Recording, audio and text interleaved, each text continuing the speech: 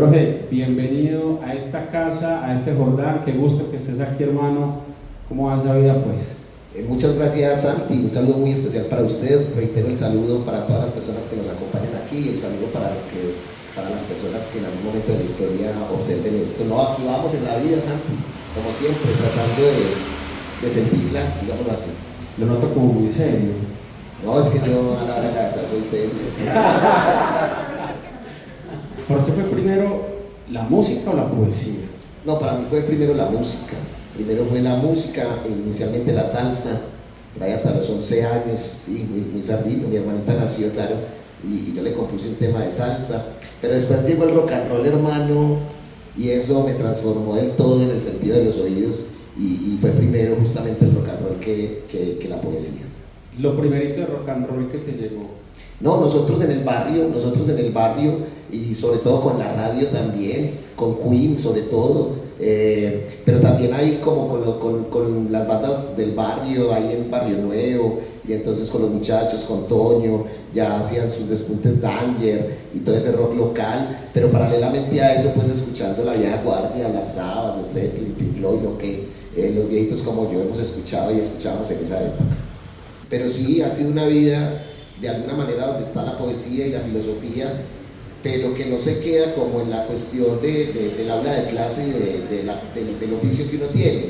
Entonces lo que nosotros hacemos es simplemente, como lo decís desde la corporación, que entre otras cosas todavía está vigente, se llama Corporación Río Cultural del Oriente Antioqueño, creo. El año pasado no ejecutamos nada, pero ahí está la corpo.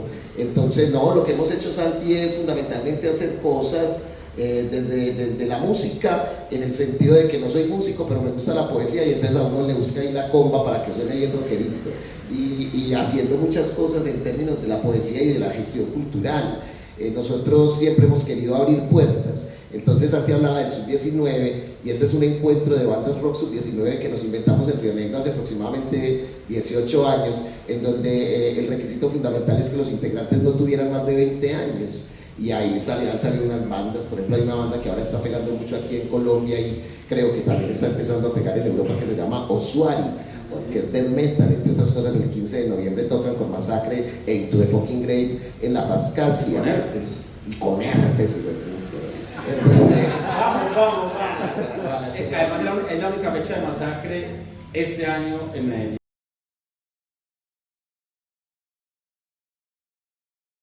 Digamos, para mí en ese trasegar de la vida, la música y sobre todo el rock y más que todo también los conciertos significan la posibilidad de desahogarme. Yo no puedo porque a mí me hacen así, a mí mismo me sale un morado, entonces es una cosa muy tesa, entonces me toca soñármela también. Pero sí, significa alegría, compartir con los amigos, buenos tragos que a veces no se convierten en tan buenos por la exageración, pero significa como una pasión ahí permanente.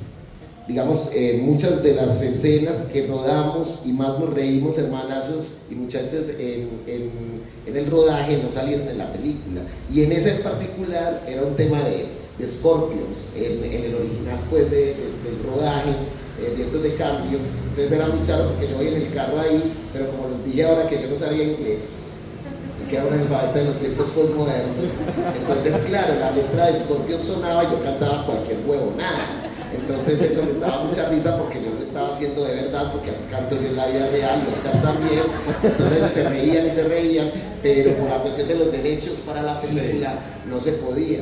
Y creo que digamos, entonces salió de ahí y pusieron cualquier otro tema rockero, me imagino no muy reconocido, para no tener muchos problemas con la cuestión. Hablando de anécdotas, fue también, para seguir conectando con la película, no sabías manejar y te tocó aprender a manejar. Claro, pero tampoco aprendí. Entonces la decisión que tomó Simón Mesa, bueno, por lo menos se familiarizó ahí con el volante, entonces no, el carro lo llevaba una grúa ahí adentro.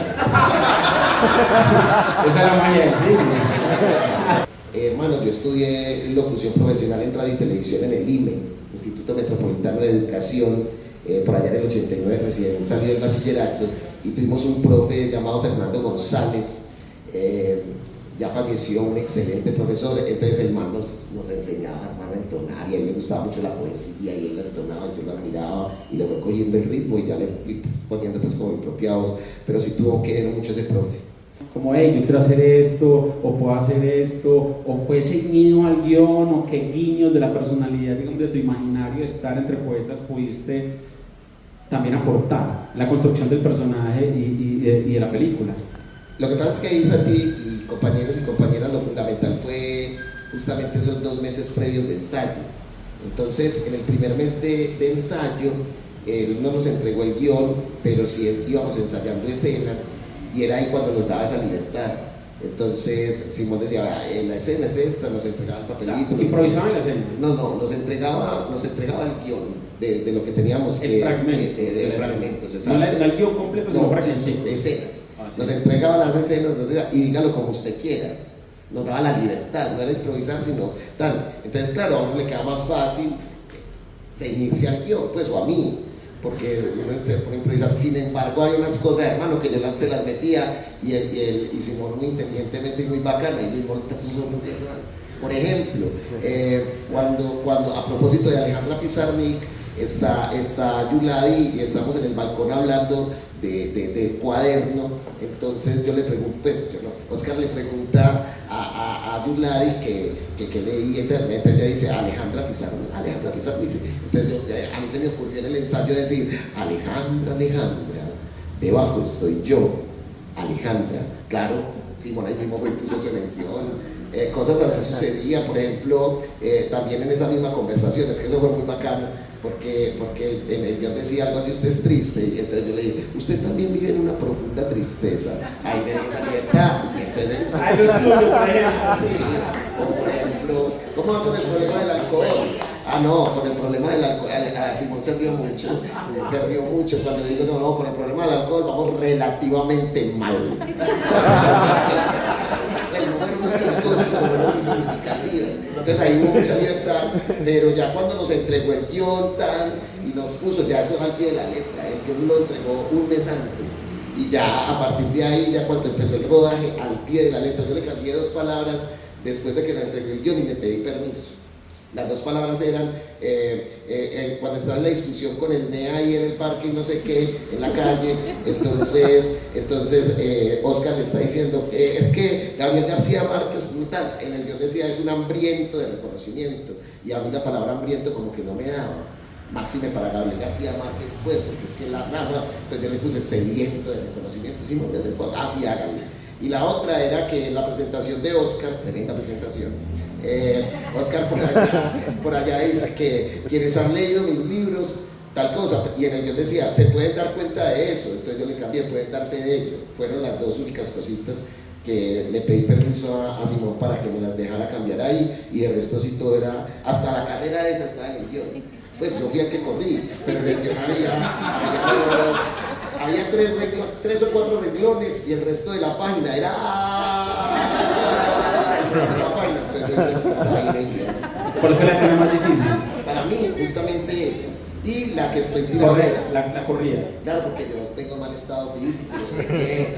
Entonces, esa es muy bacana porque en esa escena, digamos que uno en 16 milímetros no se puede dar mucho el gusto de equivocarse, porque es cinta, y si se acaba la cinta se acaba el rollo, y si se acaba el rollo no hay película, y eso es muy caro. Entonces cuando dicen acción, la idea es no equivocarse en la medida de lo posible. Yo me equivoqué 2 veces en más de 120 escenas, y entonces el rollo es que en la carrera es decir, yo corrí unas veces y me tomaba un carro me enfocaba, otra vez se quedaba un tipo con la cámara aquí, disculpa por lo de tipo, otra era por allá, otra el camarógrafo, fotógrafo persiguiéndome, otra, y eran muchas carreras y yo ya no daba más físicamente. Entonces yo ya Simón vio que no daba más y se me acerca el berraco y me dice, regálame las últimas 3 carreritas. Necesito 3 carreritas. Solo 3. Pero si no es que, pero hacele, una, descansé, me animé, 2, y ya la tercera no era capaz prácticamente, yo pensaba que no era capaz, pero ahí fue cuando apareció Catalina Torres, una de las, la que era ella, que venía directamente de Alemania en ese momento, y empezó a, vamos poeta, tú puedes, vamos, y empieza y se pegan los otros de la producción, poeta, ahí se entendían los futbolistas, la corrí, fue muy difícil, terminó, me aplaudieron, terminé en un árbol llorando y vomitando, y ahí es cuando aparece María Camila de la producción, me abraza y me dice: no se preocupe que usted se va a acordar de mí, que se va a ganar un premio al mejor actor en yo no sé dónde, si usted se va a ganar. Me he ganado 3 premios ya y me acuerdo de eso.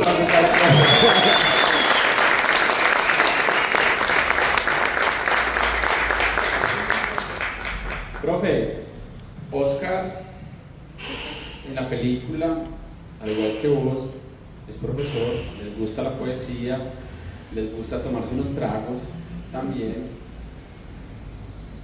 Y les han preguntado, he escuchado que te han preguntado sobre tus puntos de encuentro con Oscar, pero ¿en qué definitivamente no se parecen?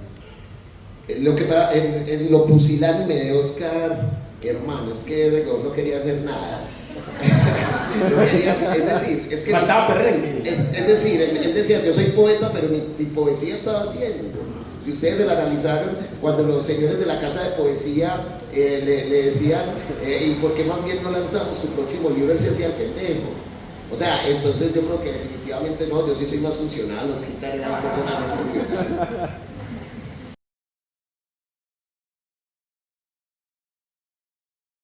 Él apenas me vio, no pensó que iba a ser yo quien iba a protagonizar la película, porque él quería tener un actor profesional. Pero Carlos Eduardo Duque, amigo de Simón, hoy guitarrista de Los Árboles. Exacto, él le decía: no, es que ese es el personaje, ese es su poeta. Y le mandó unos programas que yo hacía en YouTube con Carrasquilla, y un programa que se llama Literatura y Discusión que hacíamos, y entonces él iba al programa, él visitaba. Yo también tenía un canal de YouTube que me inventé en pandemia para poder caminar con la señora toda la pandemia mientras los muchachos veían las clases ahí en YouTube. Entonces como que él veía eso, él veía y ensayaba, y también dice él que veía mucho el casting inicial que hicimos, que era una locura pues ahí también, y él veía y volvía, y intentaron con alguien que iba a ser como el protagónico, pero como que no le dio, y él volvía hasta que yo le dije: man, vamos a jugárnosla con él. Y él no quería mucho conmigo porque él consideraba que yo soy un tipo charro, entonces, y él no quería un tipo charro en la película. Entonces, pero ya después me voy identificando, entonces ahí es cuando él dice que no, que el personaje era muy distinto a mí, que era más parecido a él, pero que yo llegué y que creé una empatía ahí con la gente, y dice él que fue muy bacano para la conexión con el público colombiano. Entonces es eso. Y lo otro es que, claro, los seres humanos nos preocupamos porque las cosas nos salgan bien en lo que estemos haciendo, creo yo. La mayoría de seres humanos se preocupa por eso, y claro, a mí me llegaban muchas dudas: yo sí seré capaz, yo me preocupaba, y eso se nota. Entonces recuerdo que un día él me coge y me dice: no, venga para acá. Me dijo 2 cosas que no me olvidarán. La primera fue: venga hermano, que usted no se tiene que preocupar por hacer muy bien las cosas, sino estar tranquilo y dispuesto. Listo, tranquilo y dispuesto, eso nunca me olvidará. ¿Y eso te dio un sosiego? Claro, porque nunca estuve tranquilo del todo, porque siempre, como lo decía ahora con un amigo aquí, siempre sentí la tensión, afortunadamente. Pero aparte de esa tensión que uno debe sentir antes de salir a rodar, o antes de salir aquí, o antes de salir a tocar y tal, hay que estar pues dispuesto, y de todas maneras es una tensión normal. Y lo otro que aprendí ahí en el cine, que también tal vez eso me dio mucha fuerza para poder representar lo que hice, es que él decía: no, es que, no, dicho, lo que me dijo fue que nunca me olvidó, era el segundo o tercer día, y estábamos grabando una escena donde Yuladi está con una amiguita en la puerta de una casa de pintándose las uñas, porque no había querido ir inicialmente a la casa de poesía, y él va por ella para llevársela. Y entonces estábamos haciendo la escena, y el man cortó y me dice: uy, no, lo estás haciendo muy bien, la manera como está saliendo la voz, excelente, síganlo haciendo así, pero es que yo siento que no lo estás pensando lo suficiente. Me mató, me puso a pensar más, como a concentrarme más, y eso creo que me sirvió mucho. Hola, profe. ¿Qué más, Carlos? Hola, Mario del Templo del Rock, ¿cómo estás?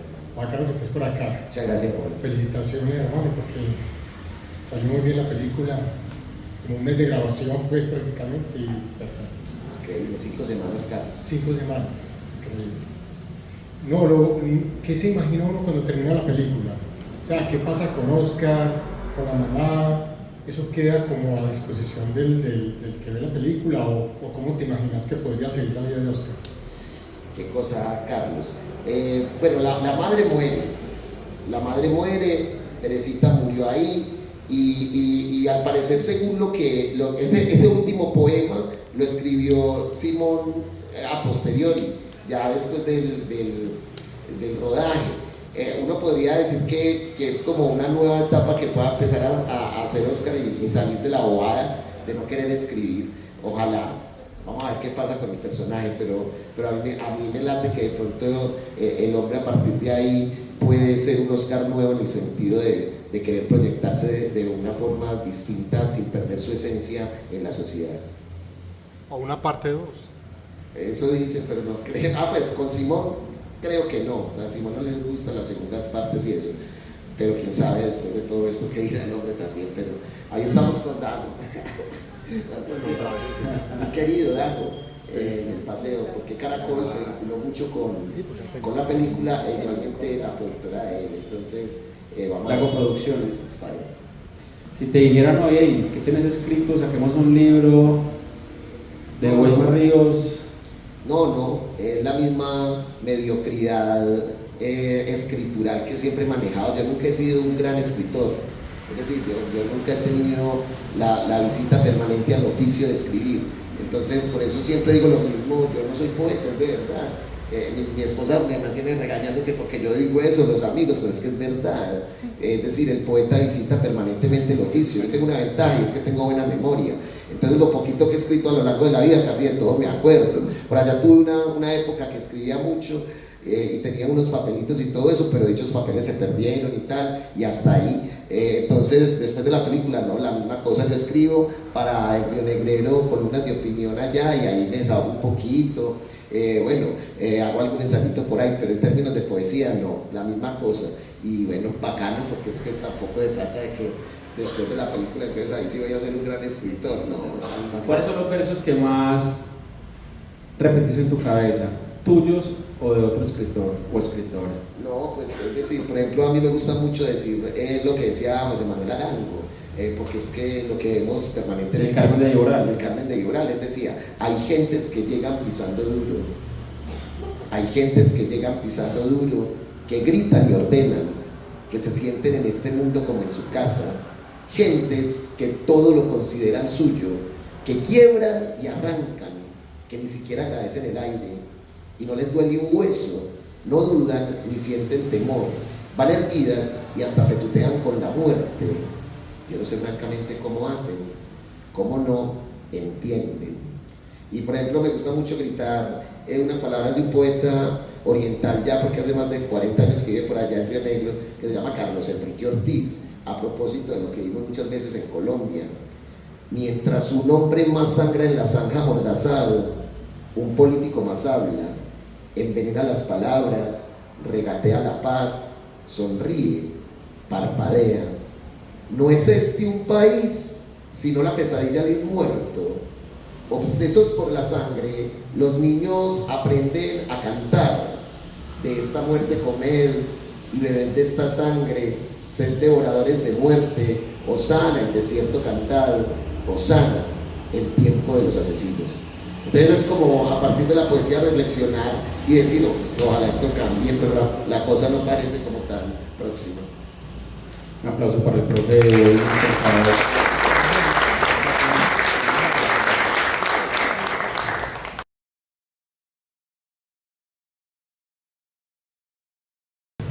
Escuchemos algo de poiesis.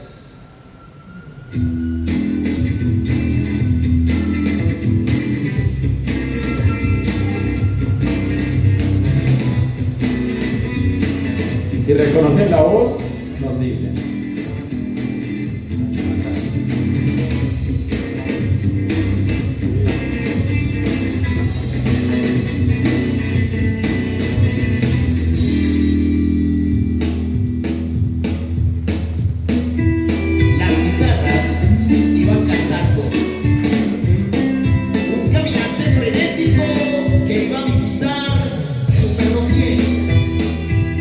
Iban las guitarras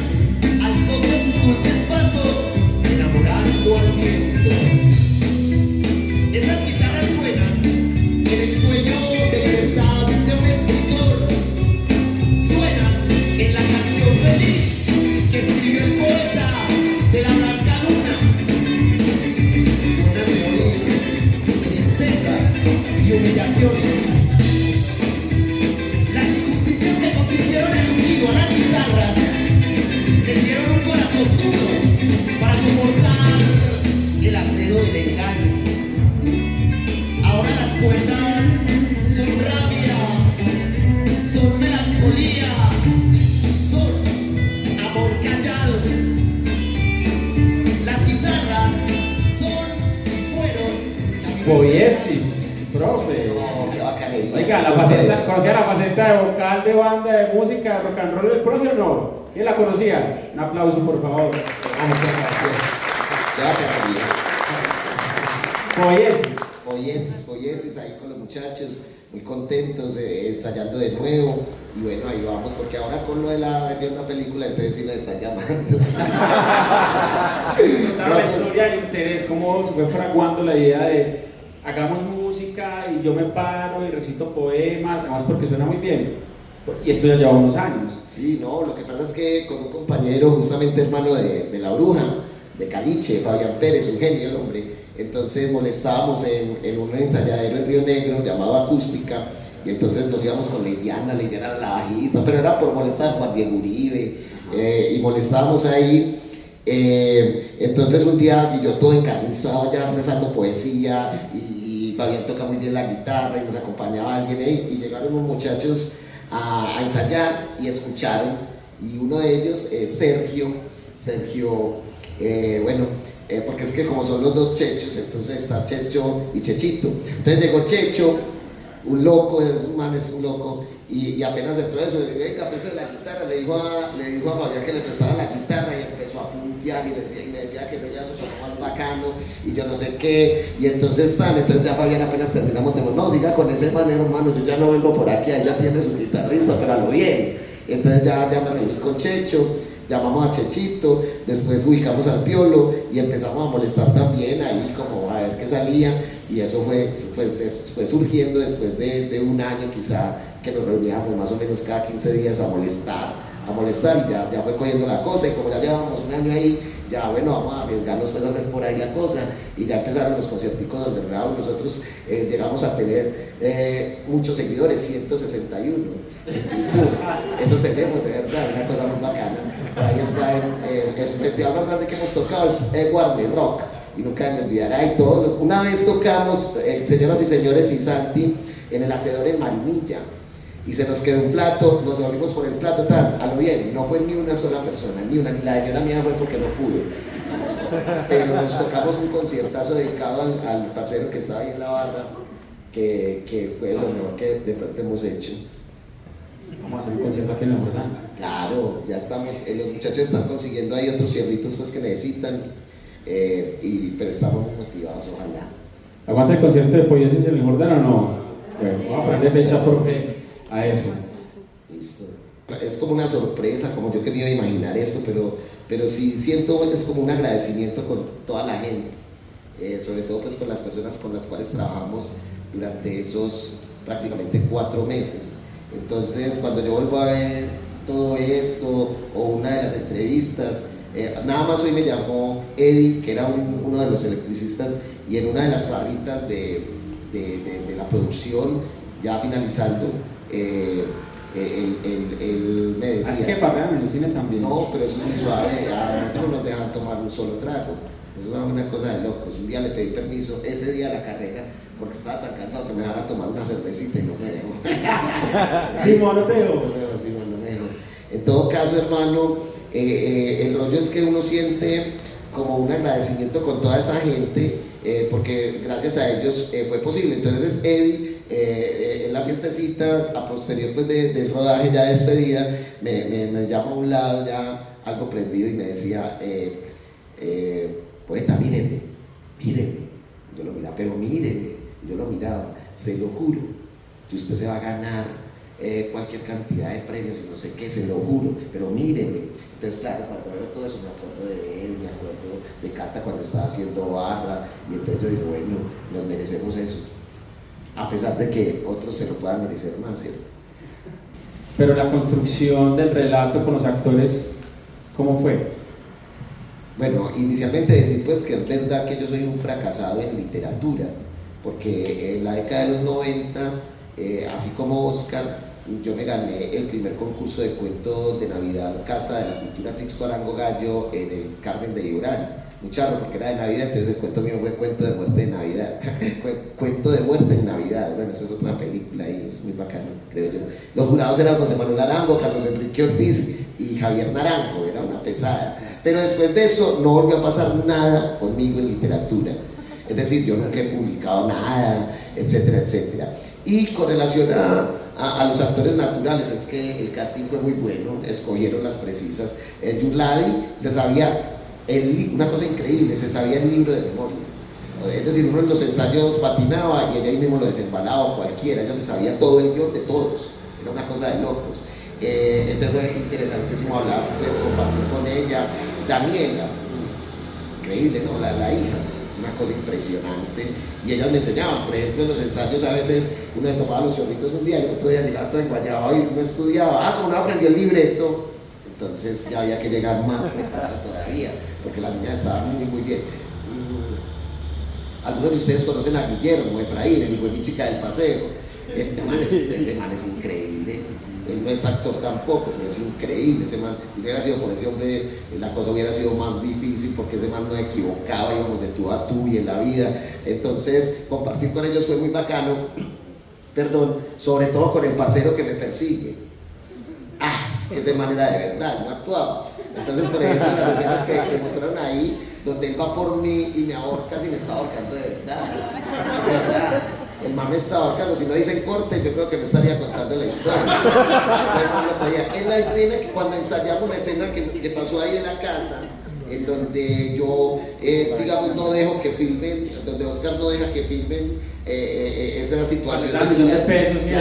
Entonces, Michael, así se llama Emanuel en la película, en los ensayos nos cogía, lo mismo así, pero ensayando, y nos tiraba duro, por allá volábamos. Entonces Efraín, es decir, Guillermo, le cogió miedo en la vida real a Michael, apenas íbamos a ensayar otra vez o a robar, decirle que pasito. Entonces, compartir con estos actores naturales fue muy interesante, pero el apoyo de los actores profesionales que hay ahí es increíble. Esos actores, por ejemplo, la hermana de Oscar es una actriz muy reconocida en el medio de teatro, Adriana Upegui, increíble, y esa solidaridad, el señor que se toma los tragos conmigo y que me involucró con lo de Zimbabue, es actor profesional de teatro. Beatriz, que fue la esposa de Oscar, también es profesional. El señor indígena es un gran actor también. Entonces, esa combinación entre actores naturales y profesionales, digo que le hizo muy bien a la producción.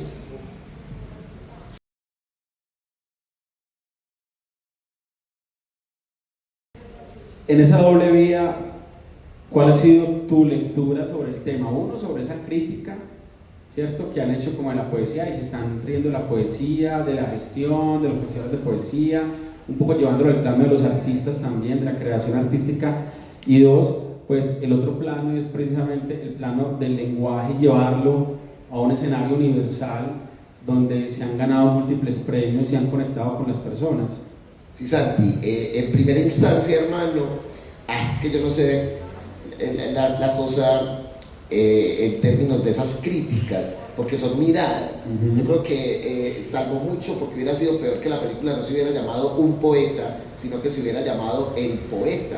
Esto es una película que gira en torno a un poeta y que de alguna manera también muestra ciertas realidades que pueden incomodar, pero que no podemos decir que son absolutamente falsas, ¿cierto? Muchas de las cosas que se han visto ahí ocurren en diferentes festivales, por ejemplo. Entonces, él no quería denunciar tampoco nada en ese sentido, sino que es una cierta mirada a la vida de un hombre y lo que pasa alrededor de este hombre, pero también es válida esa otra mirada, porque también es la forma como miremos las cosas. Por ahí decía Platón que las cosas no son como son, sino como se las mire. Entonces, me parece que todo el mundo está en su derecho, pero sí, hay mucha gente que cree que es una denigración del poeta y del arte y de todo esto, pero nosotros consideramos que se hizo una película en donde había un poeta, y la idea no es como denunciar nada ni criticar nada, sino que así se fueron dando las cosas en el marco de esta película.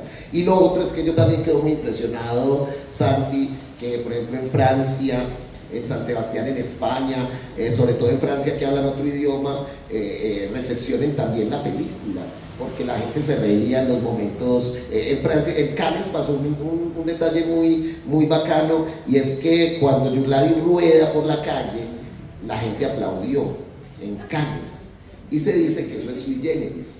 Entonces, eso fue muy particular. ¿Y cuál es la interpretación? ¿Por qué aplaudió ahí la gente? Es decir, les dio risa y les pareció que una escena espectacular, porque es que esa rodada de Gladia ahí... Cuando está Oscar enfiestado, ella se duerme y se va rodando por las calles empinadas de Medellín. Por las calles empinadas del barrio Castilla. Entonces, yo no sé, eso es más cuestión de Simón. Es decir, Simón fue el guionista y se metió ahí, muy teso, me parece, es un gran director y es muy divertido verlo dirigir, porque él de alguna manera hace como, por ejemplo, cuando más o menos él es así, cuando iba a rodar La Niña, él rodó por ahí 10 veces antes. Porque muchos de la producción pues se preocuparon y se sentían mal y no querían que la niña rodara porque de pronto se acordeaba, no venga es que se puede, y él le explicaba cómo se paraba. Él, mejor dicho, estaba pendiente del más mínimo detalle, pero con relación pues a esto del lenguaje y de la universidad del lenguaje, yo creo que el crédito hay que dárselo ahí al guionista, y bueno, quién sabe cómo serán los traductores también. Si no fuera por el arte, seguramente la vida de muchos sería muy vacía y la de otros también. Entonces el arte no solamente a nivel colectivo, sino a nivel individual, es la posibilidad de que así no genere mucho dinero en un momento determinado, nos salve de una sociedad que realmente está de alguna manera perdida hasta cierto punto. Entonces con el arte tal vez nos podemos salvar un poco en esta sociedad, digamos, tan fea en momentos. ¿A vos particularmente qué te ha dado el arte? No, a mí digamos que el arte lo que me ha dado es como ciertas satisfacciones interiores que dan la posibilidad de expresarnos tal y como somos, de educar a nuestros hijos justamente con una mirada artística en donde no solamente lo más importante es el dinero, sino que lo importante es que ellos se puedan expresar de diferentes maneras y que bien que sea de forma artística. Mis hijos, por ejemplo, en general les gusta mucho el arte. El mayor, que es el que más le gusta el dinero, como le decía yo ahora a Santi, toca la batería y está en clases de batería. El niño tiene piano y toca la guitarra de una manera espectacular, y la niña es actriz profesional del Teatro Tespis en el Carmen. Entonces el arte para mí ha sido muy importante porque me ha acompañado y ha hecho que de alguna manera mis hijos y mis estudiantes de alguna forma también vean otras posibilidades, así no necesariamente sean económicas. ¿Qué te ha dejado esta película, A Weimar Ríos? Con los ojos cerrados, respondenos. No, me ha dejado experiencias muy maravillosas, sobre todo en el sentido de conocer personas formidables y espectaculares que nos han ayudado, digamos, a salir adelante con la proyección, pero también me ha dejado un gran amigo llamado Adrián Fernández, quien fue quien me acompañó. Me lo conseguí en una tienda ahí en el barrio Laureles, porque a mí me hospedaron por allí en una parte de estudio. Entonces yo llegaba después de 12 horas de rodaje, cansado, me bañaba y todo eso, y salía a buscar una cerveza, y ahí me encontré con este man el segundo o tercer día de rodaje, y me acompañó todo el resto del mes, y con él yo ensayaba los discursos que tenía que dar al otro día. Entonces esta película me dejó un gran amigo, pero me dejó también ciertos conocimientos sobre el mundo del cine, y sobre todo eso que decía ahora en el sentido de la fuerza del pensamiento. Me deja la posibilidad de decir que lo que nos proponemos hacer con honestidad, con ganas, con fuerza, lo podemos sacar adelante, y también que nadie puede dar más de lo que tiene. El profe Weimar Ríos, un poeta en el Centro de Documentación Musical, en estas audiciones comentadas, hablamos de música, de ciudad, de cine, de literatura, de biblioteca. Gracias por estar aquí.